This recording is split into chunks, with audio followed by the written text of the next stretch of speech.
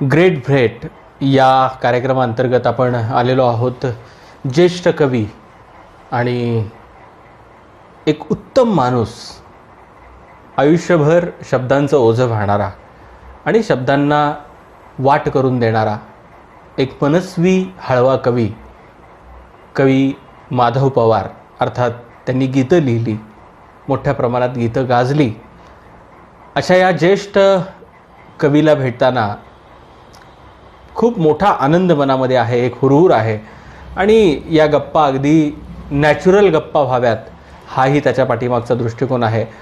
वयाचं आणि कालमर्यादेचं कुठलंही बंधन कवी माधव पवार यांनी आजपर्यंत पाळलं नाही. म्हणजे माझ्यासारखा त्यांच्यापेक्षा वयाने निम्मा असलेला तरुणसुद्धा त्यांचा अगदी जवळचा मित्र आहे. त्यामुळं मी कधीकधी फोनवरती बोलताना सुद्धा सरांना म्हणतो की काय म्हणतोय, वाघाचा आवाज कमी येतोय, अशा भाषेत बोलू शकतो. इतकं निखळ नातं ज्या महान अशा कवीने निर्माण केलं आणि ज्यांना मोठा वारसा आहे त्याच्याबद्दलही आपण बोलणार आहोत.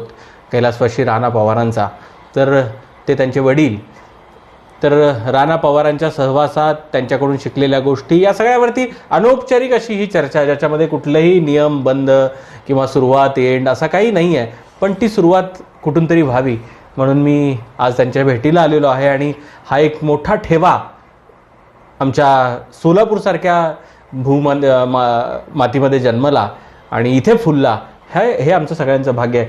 सर, मनपूर्वक स्वागत आहे तुमचं. नमस्कार.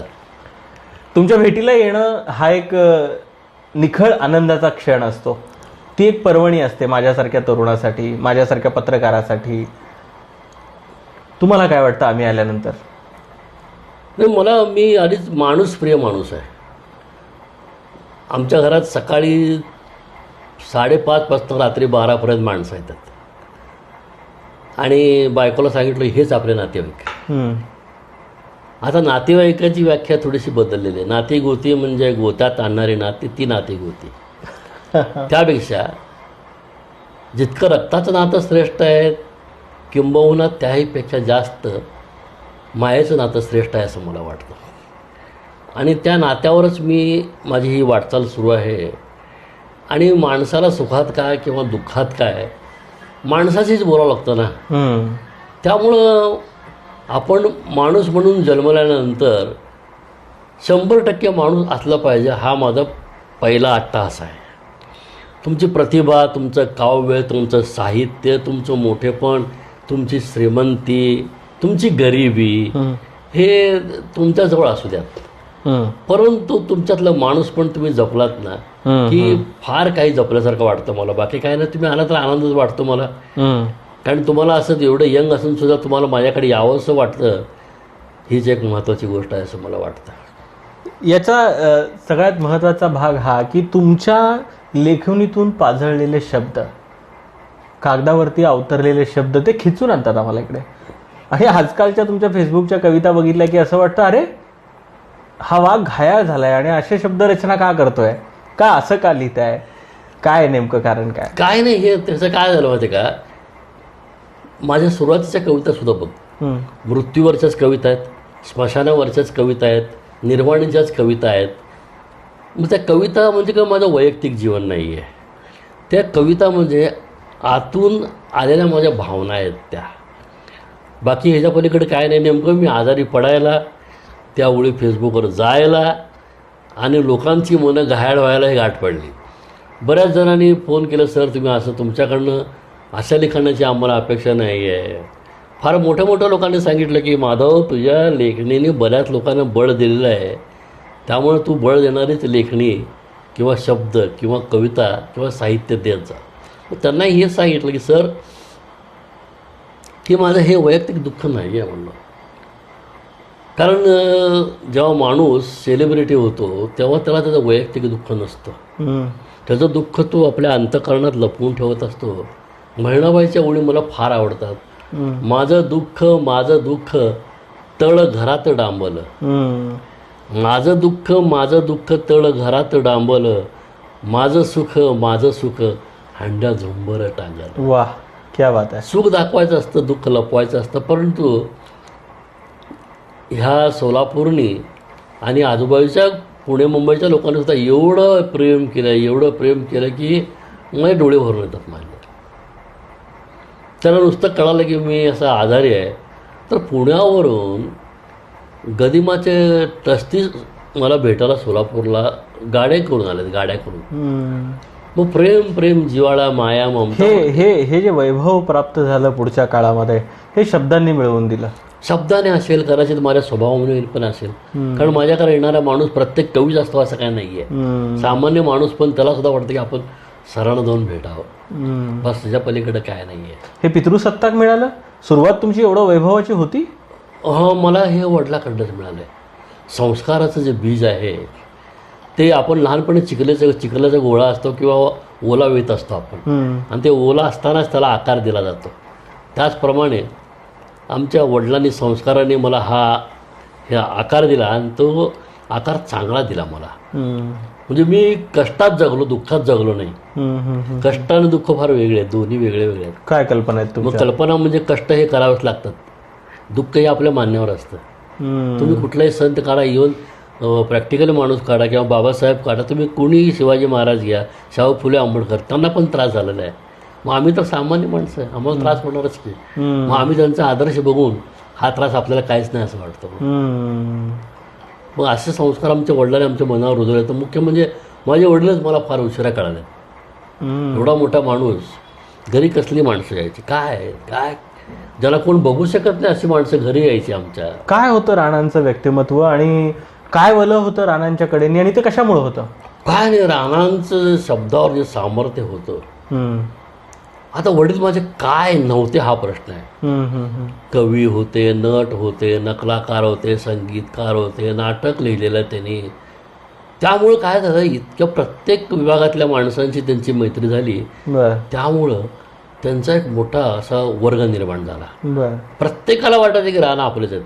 नाटक लिहिणाऱ्याला वाटायचं की राणा आपलेच आहेत, कविता करणाऱ्याला वाटायचं की राणा आपलेच आहेत, नकला करणाऱ्याला वाटायचं की राणा पवार आपलेच आहेत, अभिनय करणाऱ्याला वाटायचं की राणा पवार आपलेच आहेत. एवढं कशाला, जब्बार पटेलने महाराष्ट्र टाइम्समध्ये एक लेख लिहिलेला आहे की राणा पवारांमुळेच मी जो काय आहे तो आहे राणा पवारांमुळे. आयुष्यामध्ये पहिल्यांदा माझ्या तोंडाला रंग राणा पवारांनी लावून स्टेजवर ढकललेला आहे. जब्बार पटेलांना. सुशीलकुमार शिंदेने पण माझ्या वडिलांच्या नाटकात काम केलेलं आहे त्यांच्या प्राथमिक अवस्थेत. पण माझ्या वडिलांनी मला एक सांगितलं की कुणाकडूनही कशाची अपेक्षा करू नकोस, म्हणजे अपेक्षा भंगाचा धक्का बसणार नाही. कारण अपेक्षा भंगाचा धक्का फार जबरदस्त बसतो. मुळात म्हणजे आपली पात्रता आपण ओळखावी, म्हणजे काय अपेक्षा करायची आपण ठरवायचं असतं. वा वा वा. वडील नेहमी म्हणायचे, आपण गाढव वाटलं तरी घोड्याला ओळखायला शिकलं पाहिजे. ते गाढव आहे असं आपण म्हणायचं नसतं. म्हणजे आपल्यापेक्षा काय तर वेगळा सुपिरियर प्राणी. त्यामुळं की स्वतःकडे मी पैसा नाही म्हणून कमीपणा घेऊ शकतो, पण माणूस म्हणजे पूर्ण माणूस आहे मी, पूर्ण माणूस. आणि मस्तीखोर माणूस आहे बरं का मी. मस्तीखोर ह्या अर्थाने तत्वाची मस्ती. तत्वाची मस्ती चांगल्यानं परवडत नसते, लक्षात ठेव. कारण पैसे खाण्याची जर मस्ती असेल तर न खाणाऱ्याला मी पैसे खात नाही ही मस्ती किती आहे, ती मस्ती माझी आहे. का असू नये. पैसे खाणारा अगदी जर समर्थन करतो, मग मी पैसे खात नाही म्हणून किती समर्थन केलं पाहिजे. क्या बात आहे. अगदी तत्वाची मस्ती पाहिजेच. आणि इवन माझे कवितेसुद्धा माझा आत्मविश्वास आणि माझी प्राण आहे कविता. तो बऱ्याच वेळेला तुमच्या शब्दातूनही झळकतो. अगदी त्याचीच एक कविता आहे. म्हणून माणसाला आपल्या मातीचा, आपल्या आईवडिलाचा, आपल्या गावाचा आणि आपल्या साहित्याचा आणि आपल्या कवितेचा ज्वलंत अभिमान पाहिजे. ही माझी कविता म्हणून मी कविता केली.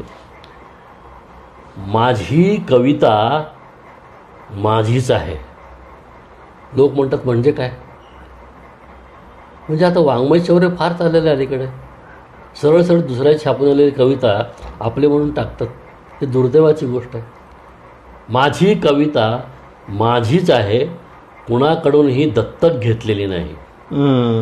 वास्तवतेच्या आगीत संपूर्ण भाजून निघालेली आहे.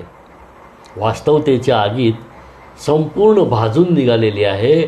म्हणूनच तिचे मडके कुठेही खणखणीत वाजते, बावन कशी सोन्याच्या नाण्यासारखे. वा. नसेल तिच्या अंगावर भरदरी वस्त्र, नसेल तिच्या अंगावर भरदरी वस्त्र, लक्तरातही ती आनंदीत असते. लक्तरातही ती आनंदीत असते, मात्र डोक्यावरचा पदर डोक्यावरच ठेव. वा वा वा. नसेल येत तिच्या अंगाला कृत्रिम अत्तराचा सुगंध, वा. नसेल येत तिच्या अंगाला कृत्रिम अत्तराचा सुगंध, अहो कष्टाच्या घामाला कस्तुरीपेक्षा का वेगळा असतो गंध. वा. कष्टाच्या घामाला कस्तुरीपेक्षा का वेगळा असतो गंध. अनमोल अलंकारही नसतील तिच्या गळ्यात, अनमोल अलंकारही नसतील तिच्या गळ्यात. गळ्यात काळे मणी, कपाळावर ठसठसीत कुंकू, या अलंकारानेच तिचे पावित्र्य अधिकच खुलून दिसते. वा. सुदाम्याची वंशज माझी कविता. वा वा वा. क्या बात आहे. सुदाम्याची वंशज माझी कविता श्रीकृष्णालाही पाय धुवायला लावते. वा. सुदाम्याची वंशज माझी कविता श्रीकृष्णालाही पाय धुवायला लागते. तिच्या फकिरीचा मला अभिमान आहे, वा. कारण माझी कविता माझीच आहे. वा. क्या बात आहे. म्हणजे हे शब्दांचं सामर्थ्य, ही शब्दांची संपत्ती आहे. अंगावरून दिसणाऱ्या तुमच्या कपड्यांवरून, तुमच्या राहणीमानावरून तो माणूस ओळखता येत नाही. त्याच्यातली व्यासंगता, त्याच्यातलं सामर्थ्य ओळखायला शिकलं पाहिजे, त्याच्यातली प्रतिभा ओळखली पाहिजे. पण आजकालचं चित्र पाहता तुमची कविता मार्मिक आहे सरजी. हां, कारण मला लांबून बघणाऱ्या माणसांच्या मनात माझ्याबद्दल फार गैरसमज आहे. कारण चेहरा असा उबडधोबड, जवळ तर तू जवळ आलास म्हणून त्यामुळे तुला मी माहिती आहे किंवा सर कसे आहेत, काय आहे.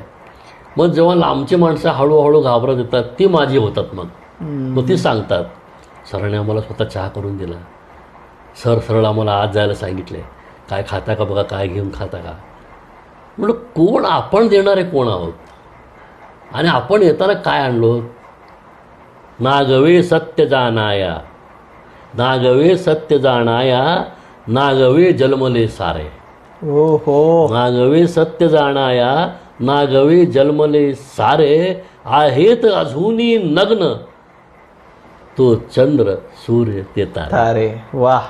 क्या बात आहे. तेच जर नागवे असतील तर आपण कितीतरी कपडे घातले, क्या बात. काय उपयोग होता. म्हणजे तुम्हाला लांबून बघणाऱ्या माणसांचा गैरसमज होतो. अनुभव आले तुम्हाला. आम्ही जे जगलोय ना, अफाट बेफाट बेछूट जगलोय मी. म्हणजे मी सज्जन नाही आहे बरं का. मी सज्जन नाही, पण माझ्या वडिलांनी 2 सांगितलं, 2 गोष्टी पाळायच्या बेटा म्हणले, पैसे खायचे नाहीत आणि नजर घाण ठेवायची नाही. त्यामुळे ह्या 2 गोष्टी सोडून मी बाकी सगळ्या गोष्टी केल्यात. रानगट आहे मी, रानगट आहे, कुठेही बसणार, छोट्या दुकानात, काय ते काय विचारत होतो. त्यामुळे जिथं बघणारे लोक, अरे या माणसाचा काल फोटो होता, हा ह्या नको त्या ठिकाणी आज आहे.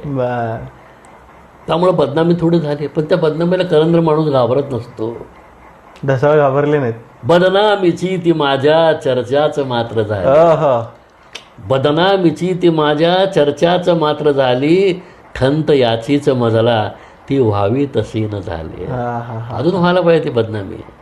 अवसान घातक्यांशी जमले कधी न माझे, अवसान घातक्यांशी जमले कधी न माझे, विश्वासघातक्यांनी शिर तोडलेच माझे.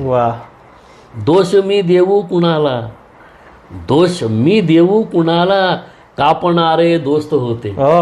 दोष मी देऊ कुणाला, कापणारे दोस्त होते, भोवताली आप्त आले, मांस माझे स्वस्त होते, मांस माझे स्वस्त.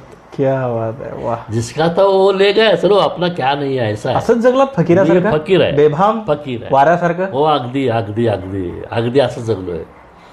जाणून बुजून जगलात की नाही, रक्तातून चाललं. ते वडील तसंच येते माझे. वडील काय बघा, तुम्हाला काय आवडलं ह्याची काळजी मी कशाला करायची. हो, माझी स्टाईल आहे ही, लाईफ स्टाईल. म्हणूनच रागीट वाटतं, म्हणून रागीट वाटतं, म्हणून तुमच्या जवळ यायला भीती वाटते आम्हाला. आणि हा माणूस व्यसनी आहे असं वाटतं. त्यामुळं पण माझे चांगल्या मित्रांचे चांगले मित्र आहेत ते त्यांना वाटतं माधव चांगला आहे, जे जसे आहे तसं त्यांना वाटतं. त्याला अण्णाभाऊंनी लावण्या लिहिल्या, हो, प्रल्हाद शिंदेनी गाणी म्हटली, गीतं गायली, मग भीमसेनांनी अजरामर केली, अभंगवाणी गायली, अभंगवाणी. त्याची दुसरी बाजूही होतीच. राणा पवारांचे तर गाणे 4 कसले गाजलेले आहेत, ते 4 गाणी. हम्म. मग ते कसं असतं माहिती का, सामान्य माणूस काय करतो, एखादा स्टेजवरचा कलावंत कवी गाजला की तो सेलिब्रिटी होतो. हम्म. मग तो त्याला काय करतो, आपल्या चौकटीत बसवतो हम्म. की हा साचेबंदपणा येतो. सज्जन असला पाहिजे, हा असं पवित्र असला पाहिजे. हम्म. मग आम्ही नको ते पण तो सामान्य नसला पाहिजे. हां, मग आम्ही शेवटी माणसासारख्या माणसं आहोत. आम्ही माणसाच्या पुढे जाणार, आम्ही प्रसिद्धी कलाकाराला एक चौकट निर्माण करून देते. अगदी अगदी. मग प्रसिद्धी नको. प्रसिद्धी कसं माहिती का, तर आपोआप मिळाल तर ती पाहिजे. प्रसिद्धी करता धडपड करणार मी नाहीये. प्रसिद्धी आणि प्रेयसी सारख्या असतात. तिच्या पाठीमागे जावा, ती आपल्याकडे पाठ करून जाते, पाठ फिरून निघा, तुमच्या पाठीमागे येते. वाह. कबीराचा दुआ आहे, मांग के ना मिले भीक, ना मांग के मिले मोती. असं आहे, आपल्याला मोती मिळाले भरपूर. सुरुवातीच्या काळामध्ये स्वतःच कविता लिहायला लागलात की दुसऱ्यांच्या कविता वाचल्या आधी? काय झालं नेमकं? ओरिजिनल मी मिमिक्री आर्टिस्ट. बर. मग ते घरी आमच्या असे कधी कधी भाई पुलं यायचे, कधी फडकेजी बाबूजी यायचे, आणि वडिलांनी नाटक लिहिलं होतं कविराय राम जोशी. त्या नाटकातले कलाकार वसंत शिंदे यायचे, जयराम शिलेदार यायचे, जयमाला शिलेदार यायचे, कीर्ती शिलेदार यायची, हे सगळे घरी यायचे. हो, आमच्या घर म्हणजे घर कसलं होतं, खालचं घर आमचं. वर पाऊस पडला की आत पाऊस, भांडी कमी पडायची ते गळणाऱ्या पावसाला थांबवायला. त्यामुळे मी कवी असून मला पावसाची भीती वाटते, तिरस्कार आहे पावसाचा. माझं घर उतारावर आहे. पाऊस पडला की सगळ्या गल्लीची घाण आमच्या हांतरून भिजवून, पांघरून भिजवून, आमच्या तोंडावरून जाऊन नाण्यातनं बाहेर जायची. आम्ही सगळे घाण्याने बरबटलेले असायचो. त्यामुळं पावसाळा आला की माझ्या छातीत दस होता अजूनसुद्धा. मी आता फ्लॅटमध्ये राहतो, फ्लॅटमध्ये, तरी भीती वाटते. मग दचकून उठतो. बायको म्हणते काय झालं, पाऊस पडला. मग काय, पावसाचं नाव काढलं तरी डोळ्यात पाणी. हो, अगदी तिथं वर वर आकाशातलं पाणी येतं, माझ्या डोळ्यातनं पाणी येतं. असं आहे. अशा परिस्थितीत लिखाण निर्माण झालं. लिखाणाकडं लक्ष दिलं नाही मी. लिखाण ते तयार झालं आपोआप. आता लोक म्हणतात ना की डॉक्टरचा मुलगा डॉक्टर होतो, कवीचा कवी होतो, ॲक्टरचा ॲक्टर होतो, इंजिनियरचा इंजिनियर होतो, श्रीमंताचा श्रीमंत होतं, पण कवीचा मुलगा कवी होत नाही. अगदी खरं आहे ते. कारण त्याच्या बापाने कवितेच्या पायात काय काय गमावलेलं असतं ते फक्त पोराला माहीत असतं. मग असं असताना मी ते स्वीकारलेलं आहे. कवीच व्हायचं ठरवलं होतं? ठरवून नाही झालं. ठरवून झालं नाही कायच. लिहित गेलो कविता, लोकांना आवडत गेल्या. पण आधी असं म्हणायचे कविता करतोच ठीक आहे, मग पण पोटा पाण्यासाठी काय? मी नोकरी करत होतो की पोटा पाण्यासाठी पहिला. हा प्रश्न तुमच्या समोर होता खरं. बघा, मेंदूचा मार्ग पोटाकडून जातो ना, नंतर मेंदूचे शब्द बाहेर पडतात. आधी पोट भरायला पाहिजे, नंतर शब्द बाहेर पडतील.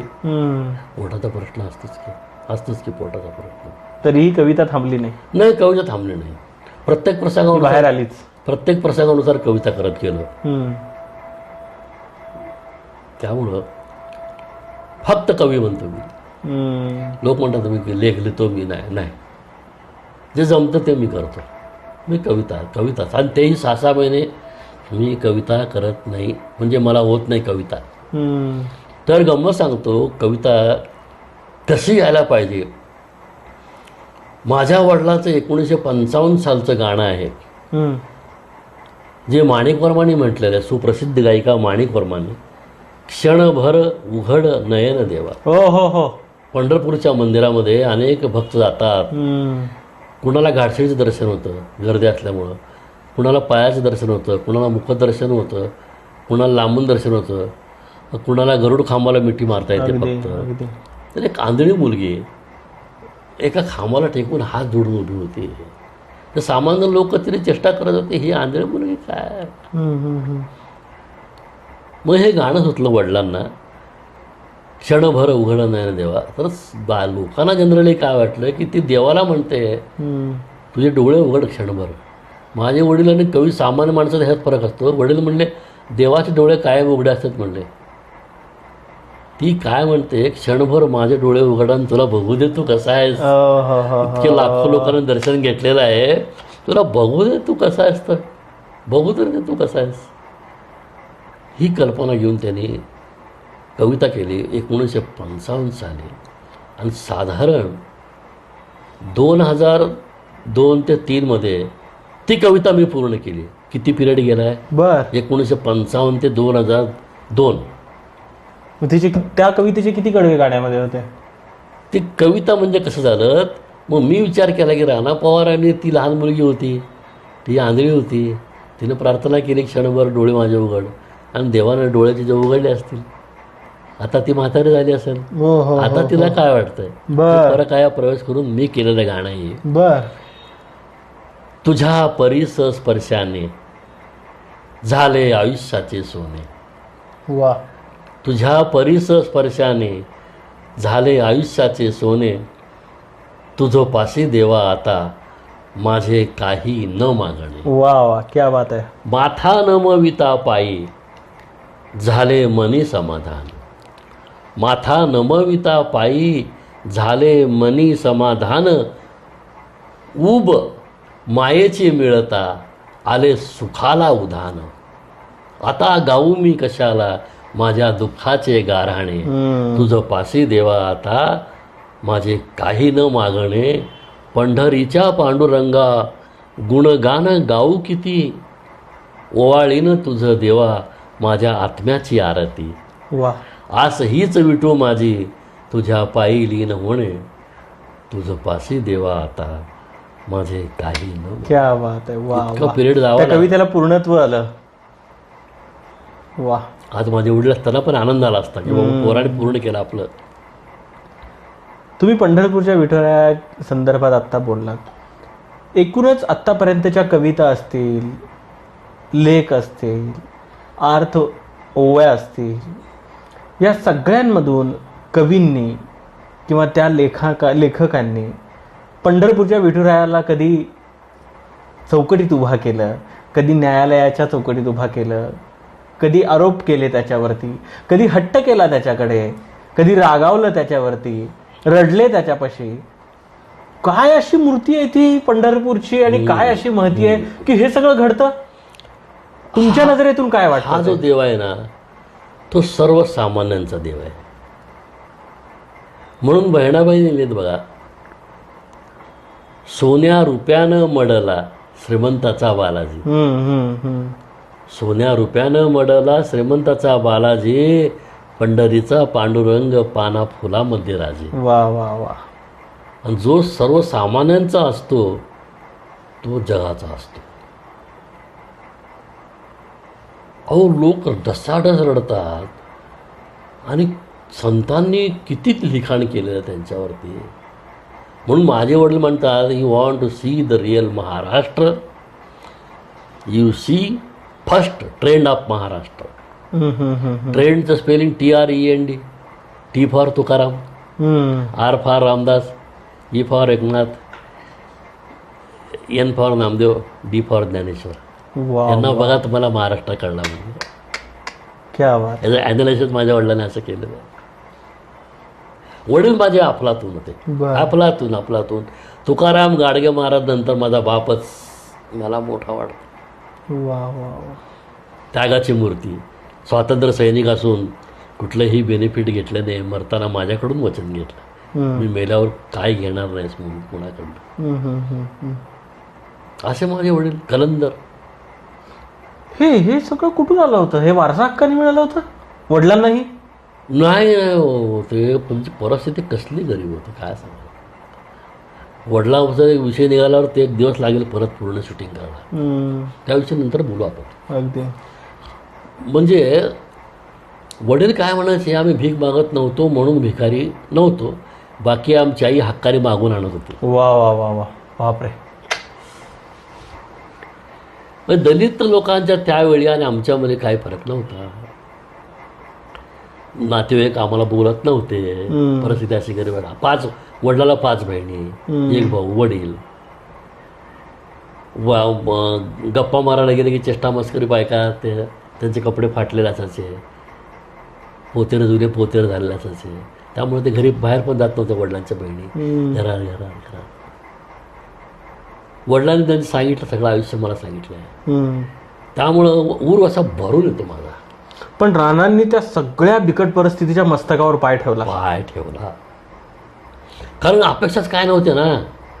फकीरासारखं 4 रोटिया 1 लंगोटी बाकीचं बकवास संपलं. त्याच्या पलीकडे काय नाही, भरलेलं पोट संपलं. चला संपलं, पोटाचा विषय संपला. मग काय खाल्लं याला महत्व नाही. तरी इतकं मोठं वलय निर्माण करून ठेवलं. हो,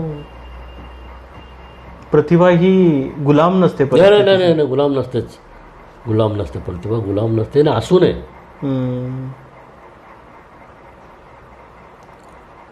तुम्ही घराबद्दल बोलत होतात, राणांच्या बद्दल बोलत होतात, त्याबरोबर तुम्ही घडलात त्याच्याबद्दल बोलत होतात. पण या सगळ्यांमधून तुमची कविता, तुम्ही आत्ता प्रसवते कशी त्याबद्दल बोललात. कविता करत नाही तुम्ही, कविता येते तुमच्या. अजून अंतरच करतो मी कविता. स्वस्त 6 महिने मी. म्हणूनच तुमच्या जिभेवरती त्या ओळी अशा खेळत असतात कायम. आश्चर्य ना, शब्द बाहेर पडायला तर तडपडतात माझ्या आतून, मला घ्या मला घ्या म्हणून. आता एक तर तुला कविता ऐकवतो. मी व्याकुळ होतो तेव्हा, मी व्याकुळ होतो तेव्हा जाऊन स्मशानी येतो. वा. मस्तकी लावूनी राख मी शांत होऊन येतो. बापरे. ती राख माणसांची असते. मस्तकी लावूनी राख मी शांत होऊन येतो. त्या राखे मधला अग्नी, त्या राखे मधला अग्नी जागृत आहे अजूनही. वा. त्या राखे मधला अग्नी जागृत आहे अजूनही. निजले होते तरीही प्रेतच आले सजूनी. अरे बाप. काय काय घालतात त्याला, गुलाल काय, बुक्का काय, नवीन कपडे काय, काय त्याला आवडणाऱ्या गोष्टी. 3ऱ्या दिवसाला काय त्याला आवडलं, दारू मटण सिंधी काय होते. निजले होते तरी प्रेतच आले सजूनी. आलाप ऐकुनी तेव्हा मी मैफिलीतूनी उठलो. कवी वेडा असतो, कधी काय सांगतो. आलाप ऐकुनी तेव्हा मी मैफिलीतूनी उठलो. अन वस्त्रे फाडून सारी भैरवी गातची. हो हो हो हो, क्या बात आहे. मी विझलो होतो तेव्हा, मी विझलो होतो तेव्हा मैफलही सरली होती. मी विझलो होतो तेव्हा मैफलही सरली होती. मी राखे मधुनी माझ्या तुझं हाक मारली होती. बाप रे वाह, क्या बात आहे, क्या बात आहे. वाह, सुंदर. जात नसते मेलो तरी. हा तुमच्याशी अनौपचारिक गप्पांचा पहिला टप्पा. आपण शेवटच्या टप्प्यामध्ये तुमच्या कवितांवरती थोडंसं बोलणार आहोत, इतर कवींशी आलेल्या संबंधांवरती बोलणार आहोत. पण एक छोटासा ब्रेक घेऊया आणि पुन्हा भेटूयात. ग्रेट भेट या कार्यक्रमात ज्येष्ठ कवी माधव पवारांसोबत. धीरज केटर्स सालाबाद प्रमाणे यंदाही घेऊन येत आहोत दीपावली फराळ स्पेशल धमाका ऑफर. 1 किलो मोतीचूर, 1 किलो बेसन लाडू, 1 किलो खुसखुशीत शंकरपाळी, 1 किलो करंजी, 1 किलो खुसखुशीत चकली, 1 किलो बाकरवडी, 1 किलो बारीक शेव, 1 किलो लसूण शेव, 1 किलो खारी बुंदी, 1 किलो स्पेशल मका चिवडा, 1 किलो खमंग चिरमुरे चिवडा. एकूण 11 किलो माल, प्रत्येकी 1-1 किलो प्रमाणे फक्त 2100 रुपयात. सर्व पदार्थ शुद्ध रिफाइंड तेलात तळले जातील. दर्जेदार क्वालिटी आणि घरगुती पद्धतीने पदार्थ बनवून दिले जातील. अहो मग वाट कशाची बघताय, आपली ऑर्डर आजच बुक करा. Dheeraj caterers, 93 Attarnagar, Vijapur road, Solapur. Great भेट या कार्यक्रमाच्या उत्तरार्धात आपण ज्येष्ठ कवी माधव पवार यांच्याशी आणखीन गप्पा मारणार आहोत. आणखीन त्यांच्या कवितेबद्दल, त्यांना भेटलेल्या कवींबद्दल याबद्दल जाणून घेणार आहोत. सर, या उत्तरार्धात तुमचं मनपूर्वक स्वागत. हो, नमस्कार. मला कधी कधी ना मुलाखतीचे मापदंड तुमच्याबरोबर वापरायचे की नाही हाच प्रश्न पडतो. कशाला वापरायचे मापदंड मध्ये आपण बसू शकत नाही यार. आपलं कसं असतं माहिती का, आपली बिंदास्त गायकी आपली, आपलं काय नाही, घराणं बिराणं कुठलं नाही, पवार घराणं हेच आमचंच घराणं आहे. इथूनच सुरुवात आहे आमच्या घराण्याला. तू म्हणता तुमच्या गायकाचं घराणं कुठलं, तुमचं वाद्याचं घराणं कुठलं, हे आमच्या घराणं राणा पवारांचं घराणं आहे. मग राणा पवार जसे तसंच आपण गुरु कसं तसंच चेला असतो ना, बरोबर. बेंदा असतं. पुढच्या क्षणाचा भरोसा नाही, नाटकं कशाला करायची म्हणतो मी. सोचे ना समजे हस्ती मिटा बैठे, खुद का है घर लेकिन घर जला बैठे. वा. असं जगतोय मस्त. आणि त्याला कारणीभूत ना माझी बायको पण तशीच भेटली मला. माझ्या स्वभावाला खत पाणी घालते अजून जरा. कुठल्याही गोष्टीला नकार देत नाही. ते लहान पोरासारखं, म्हणजे आपलं एक वादळ आहे, आपण वादळाचे लग्न केलेलं आहे हे तिला माहीत आहे. त्यामुळं ती मला जपते लहान मुलासारखं. म्हणून मी असं मस्त वागतो करंदर लोकांसारखं, असं एकदम मस्त. त्या बायकोला मार्क आहेत त्याचे बरेच. बर. हो. अडवलं नाही वादळाला? नाही बिंदास लढो. माहित होतं जर अडवलं असतं तर उद्ध्वस्त करतोय मग ते. सगळं उद्ध्वस्त होणार. पण कवितेनं जगण्याला अर्थ प्राप्त झाला. अगदी. कवितेचे शब्द तुमचे सोबती झाले, आधार मिळाला. हो अगदी अगदी. आता या आजारपणात तर तुमचा सगळ्यात मोठा आधार शब्दच आहेत. कविताच. कसं बघता त्यांच्याकडे? ह्या आजारपणामध्ये भटांच्या ओळी मला आठवतात. भोगले जे दुःख त्याला, भोगले जे दुःख त्याला, सुख म्हणावे लागले, एवढे मी भोगले की मज हसावे लागले. वा वा वा वा. लोक भेटा यास आले, काढत्या पायास हवे. लोक भेटा यास आले, काढत्या पायास हवे, अन अखेरी कुशल माझे मज पुसावे लागले, एवढे मी भोगले की मज हसावे लागले. ठेविले अजन्म डोळे आपुले मी कोरडे, ठेविले अजन्म डोळे आपुले मी कोरडे, पण दुजाच्या आसवानी मज भिजावे लागले, एवढे मी भोगले की मज हसावे लागले. असे अनुभव माझ्या आजारपणात आले. बर. तुम्ही कविता करताना तुम्हाला इतर कवींनी ही भुरळ गाठली नाही? हा गाठली ना. नक्की नक्की नक्की नक्की. कोण कोण आहेत? फाडगावकरांनी गाठले. विंदांच्या कविता तर काय, ते मोठा माणूस, ज्या माणसाला साहित्य महामंडळ तुम्ही अध्यक्ष व्हा म्हणलं तर नको म्हणलं, तो डाग मला लावू नका म्हणलं. अरे बापरे. नको म्हणलं. ते एक माणूस होता की त्यांना इलेक्शन न होता त्यांच्या विरुद्ध कोणच उभारलं नव्हतं. झालं ना. हे माझे आदर्श आहेत. भटांच्या घरी राहत होतो, कधी कधी नागपूरला जाऊन राहत होतो. अलीकडे ग्रेसांचे संबंध आले होते. कवी ग्रेस, त्यांनी फार प्रेम केलं आपल्यावर. ग्रेस ही तुमच्यासारखाच बेभान का? तुम्ही ग्रेसांसारखे बेभान आहात? नाही, मी राणा पवारांसारखा. क्या बात आहे. वा. मी राणा पवारांसारखा. पण ग्रेस ही असाच. ती कुळीच वेगळी हो. ग्रेस काय, भट काय, माझे वडील काय, हे यांचं देणं घेणं काय नव्हतं. ग्रेस तर कोणाला सापडला नाही असं म्हणतात. सापडलं, त्यांची लेखणी सापडली नाही. ग्रेस मला सापडले. फार प्रेम केलं माझ्यावरती. म्हणजे विश्वास बसत नाही एवढं प्रेम केलं माझ्यावरती. बर. फार प्रेम केलं. विलक्षण लिखाण. अरे बापरे. कातडी तुझी सोलाया, ग्रेसांच्या 4 ओळी आहेत. कातडी तुझी सोलाया, शस्त्रास लावतो धार. कातडी तुझी सोलाया, शस्त्रास लावतो धार. हा असा पुरुष ही वेडे, देवाचा असतो यार. ये वा. ग्रेस. क्या बात आहे. वा. ग्रेस म्हणजे ग्रेस असतात, काय बोलायचं नाही त्यात. तितकेच हळवे होते, तितकेच कठोर. ही माणसं कठोर म्हणजे कशी माहिती का? ते माझे वडील काय, भट काय, ग्रेस काय, ह्यांना ढोंगी माणसं आवडत नव्हती.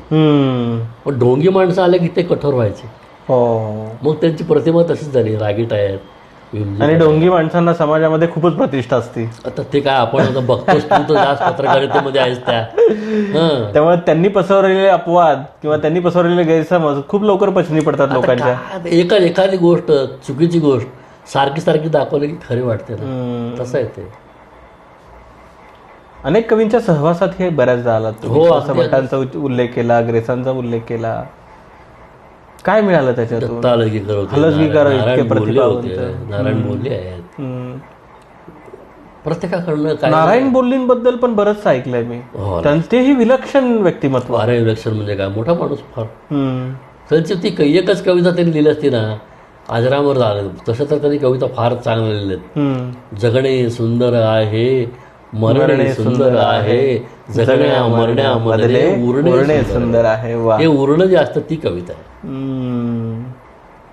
आणि माणूस पण स्वभावाने पण मनाने मोठे होते फार. हम्म. फोनवर सुद्धा माझ्याशी अगदी अर्धा घंटा बोलायचे माझ्याशी. हम्म. माधव तू वेगळा कवी आहेस. हम्म. एकदा जाहीर आमच्या कवी संमेलनात बोलले होते, हम्म. माधव वेगळा कवी आहे म्हणले. त्यांच्या आसपास नाही आहेत कोण म्हणले. हम्म. म्हणून माझे शब्द असतील मोडके तोडके पण माझे आहेत ते म्हणले. हम्म. बस म्हणलं. आपल्या इथले ज्येष्ठ कवी लक्ष्मीनारायण, समीक्षक, कवी, लेखक लक्ष्मीनारायण बोल्लींशी तुमचा जो संवाद होता, हो त्यांचेही संबंध होते. हो, त्यांचा चांगले अनुभव संबंध. कसा आहे? नाही चांगला. मला म्हणजे माझ्यावर तर त्यांनी फारच प्रेम केलेलं आहे. कारण माझी जरा एखादी वेगळी कविता झाली की मी त्यांना ऐकवत होतो. हम्म. ते वा म्हणून मोठ्याने फोनवरनं ओरडायचे, हम्म. वा वा माधव वा वा म्हणायचे. त्यांना मी लावण्याचा एक बोळा ऐकला होता. हम्म. एवढे खुश झाले, अरे म्हणलं हे रामजोशीचं मीटर आहे म्हणले.